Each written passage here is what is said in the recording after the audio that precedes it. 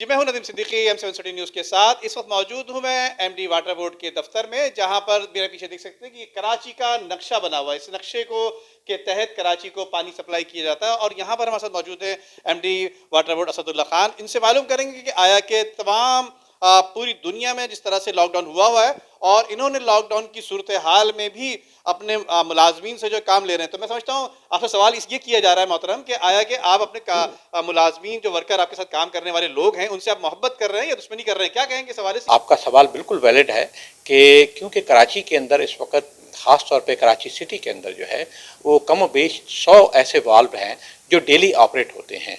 अगर उसका ऑपरेशन न हुआ तो कराची का पानी जो है वो डिस्टर्ब हो सकता है।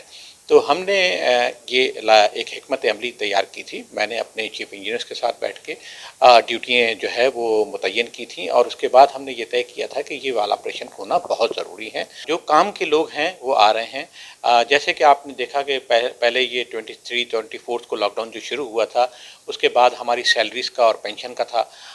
रिकवरी जो है उसको बढ़ाना था क्योंकि रिकवरी थोड़ी सी शॉर्ट हो रही थी हमारी, लेकिन अल्हम्दुलिल्लाह लास्ट मंथ जो है, जो महीना गुजर गया मार्च का, उसके अंदर हमने पेंशन भी जो है गवर्नमेंट के अहकामात के मुताबिक, चीफ मिनिस्टर साहब के अहकामात के मुताबिक हमने 25 तारीख को जो है वो जारी कर दी थी।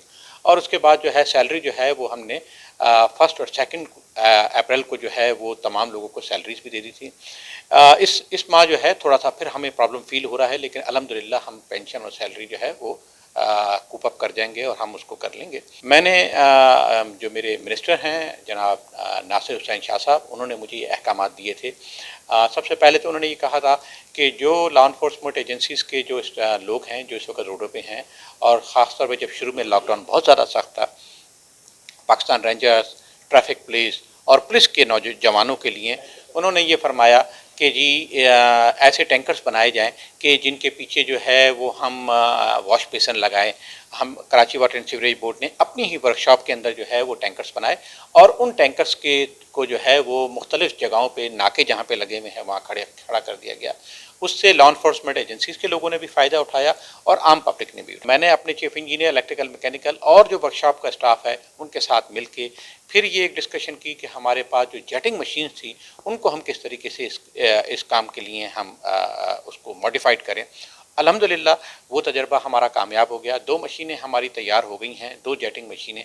उसके अंदर जो है 550 गैलन पानी होता है और उसके अंदर सोडियम हाइपोक्लोराइड, क्लोरीन तो ऑलरेडी पानी के अंदर मिली भी होती है, उसके साथ साथ जो है वो डिटोल और जो चीज़ें हैं वो मिला के और रोड के ऊपर स्प्रे शुरू कर दिया गया है। 2 मशीनें तैयार हो गई हैं, 4 मज़ीद मशीनें जो हैं वो बाय सैटरडे संडे तक इंशाल्लाह तैयार हो जाएंगी।